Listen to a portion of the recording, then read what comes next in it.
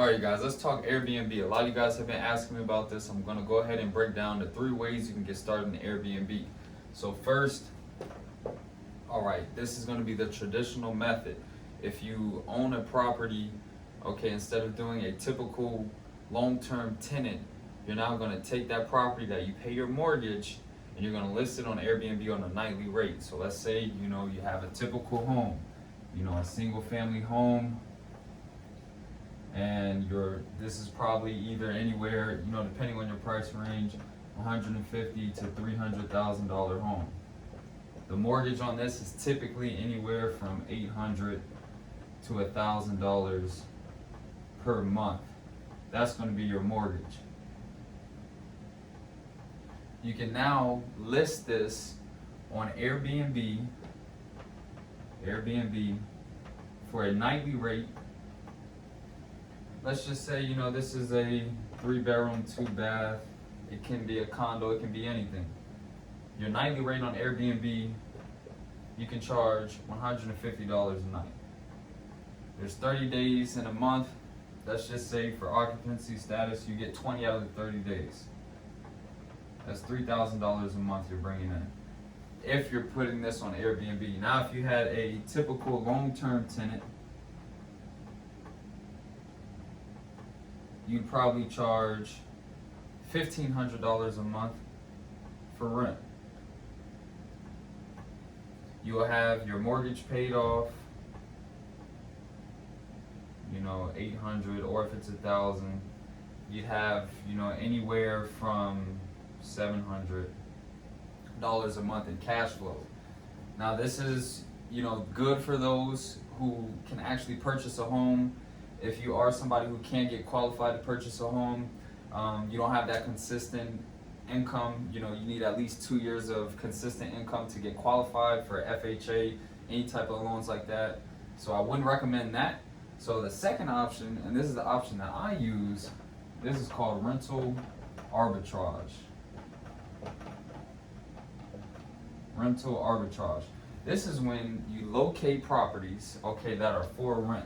So if you see any of those for rent signs, and the best places to find them is typically Facebook Marketplace. Of course, you can drive around and find the signs as well. You have a home, okay, this can be a home or a condo. Me personally, I only do condos. Condos are the best route for me. It's just what people like to get booked on Airbnb. Somebody's listing it for rent.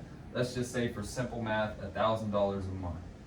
They're charging $1,000 a month for rent.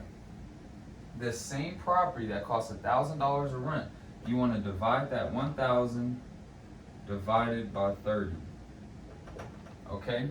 Now, I didn't really do simple math. I should have done 1,200. We'll actually make that to 1,200 because I don't feel like doing math right now. Yes, I'm in finances, but I don't feel like doing math like that. You divide that, that's going to be 40 a night. Now, you can list that same condo or home on Airbnb for a nightly rate. Once again, $150. You charge $150. We have 20-day occupancy, 20 days out of the month, and that's being modest. That's going to be $3,000 a month. Okay? Now you have that $3,000 minus your $1,000 for rent. That's $2,000 right there. Now, of course, there's going to be expenses, and you need a crew when you're doing Airbnb. You need a cleaning crew. You need a cleaning crew. They have to professionally clean after every visit. You're going to need a handyman. Toilets might get clogged. AC units might break. You're going to need somebody on call. And then thirdly, and if you want to automate this, this is what I would do. You need a virtual assistant to have your front desk. So this is going to be anybody who's answering calls late at night. Somebody can't get into their building, or maybe they have questions about locating the property. They might want to know what's a good place to eat.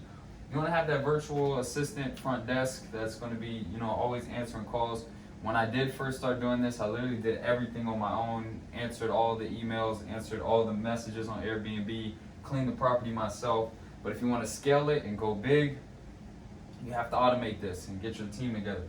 Now, the third way that we can do this, the third option, is this is when you co-host. So this is when you have somebody who has a for rent sign as well, but now you're not using any money. You're not putting any money up front. All you're gonna do is reach out to them. Look, I noticed that you have your property that is for rent. I just want to present this idea to you. I can host your property on Airbnb. I'll manage everything. So now, there's no money up front, really no money at all. You have to agree to a percentage. Typically, I say on this, you want to do 30% of the profits, okay? Because if we're doing the same thing, where we're charging $150 on the nightly rate, you're bringing in $3,000, and this person is typically looking for a long-term tenant to pay $1,500 or $1,200 a month. If you're getting 30% of that $3,000, okay, the owner, the 70% that they receive is still going to be a larger amount than the $1,500. So this makes sense for them because they're going to make more money. They're completely hands-free. Now you're taking care of the furnishing. And when I say taking care of the furnishing, you are not paying for it. You are explaining to them, look, in order for this property to generate good cash flow and to have high ratings, we need to get this type of furniture. You are handling all messages. So you will become the virtual front desk, and then you'll handle the cleaning as well. Now that doesn't mean you have to clean these properties yourself. It just means that you're in charge of managing the cleaning. If you have a cleaning crew, you're the one who's in charge of that. So these are the 3 ways that you can get started in Airbnb if you don't have any money at all. Option number 3 is going to be for you. It's pretty fun managing Airbnb. A lot of people think, how's Airbnb doing right now due to COVID? I'll let you guys know it hasn't stopped anything at all. I actually just acquired 3 more properties, and we're going to dive into that next. Let me go ahead and erase this. I'll break down how you can scale this business, what issues you might face, how you can truly monetize, the benefits of Airbnb.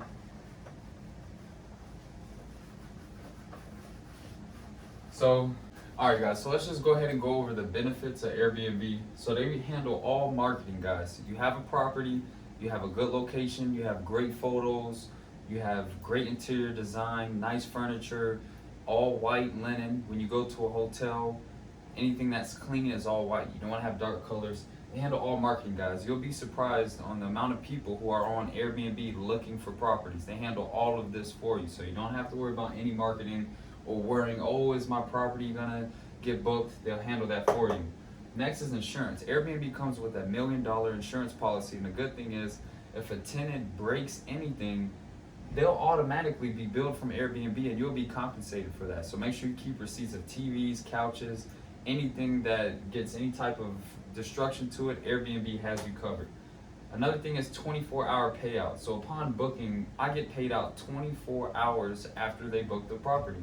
So it's, fast payouts, and the good thing is you keep majority. It's not like OnlyFans where they keep 20%. Airbnb only takes a small percentage. You keep a big chunk of that. And it's passive income, guys. If you actually learn how to automate this business, it is a great source of passive income. Next, let's get into locations. A lot of you guys want to get into this, and you might ask yourself, well, what are the best locations?